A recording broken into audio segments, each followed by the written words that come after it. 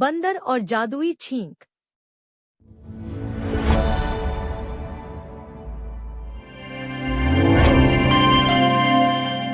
बच्चों, क्या आपने कभी देखा है कोई ऐसा बंदर जो इतना शरारती हो कि सीधा पेड़ से छलांग लगाकर कीचड़ में धप करे, फिर मिट्टी से सना आम उठाए और कहे, वाह, मजा आ गया, बिना हाथ धोए खा भी ले? नहीं देखा? तो मिलिए हमारे जंगल के सबसे नटखट बंदर से, झब्बू बंदर। अब झब्बू की एक खास बात बताऊं? उसे खेलने का बहुत शौक है। दिन भर झूले, भागे, पेड़ पर चढ़े, कीचड़ में घुसे, मिट्टी से पहाड़ बनाए। लेकिन एक काम वो कभी नहीं करता था, हाथ धोना। एक दिन झब्बू सुबह सुबह पेड़ से लटका, नीचे छलांग लगाई और बोला, आज तो सबसे बड़ा पका हुआ आम खाऊंगा। वो भागा, लेकिन हाथ धोना भूल गया। बस वहीं से कहानी में शुरू होती है गड़बड़। जैसे ही उसने आम खाया, एक जोरदार छींक आई।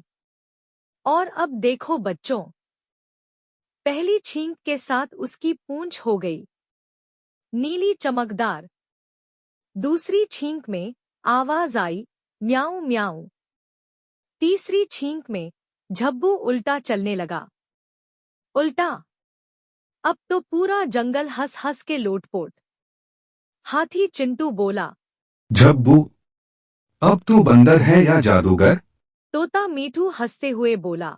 अब तो मेरा गाना म्याऊं म्याऊं गा रहा है। झब्बू घबरा गया। वो भागा सीधा डॉक्टर गुब्बू भालू के पास। डॉक्टर साहब, मेरी पूंछ नीली, मेरी आवाज बिल्ली की और मैं उल्टा चलने लगा हूँ। कुछ करो। गुब्बू भालू मुस्कुराए और बोले, अरे बेटा झब्बू, ये कोई बीमारी नहीं, ये तो है जादुई छींक रोग। जब हाथ धोए बिना खाना खाओगे तो कीटाणु मस्ती करने आएंगे। गुब्बू भालू ने दिया एक जादुई साबुन और कहा, खेलने के बाद खाने से पहले साबुन से अच्छे से हाथ धोना, यही इलाज है।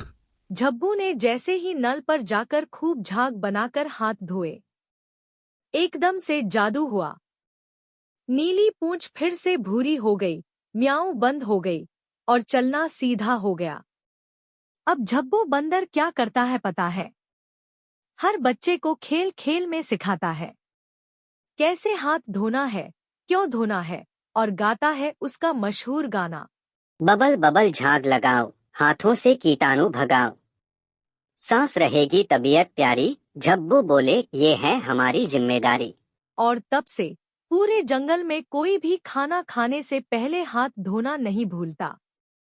बिना बोले झब्बू ने सिखा दिया, हाथ धोए है तो जादू दिखेगा।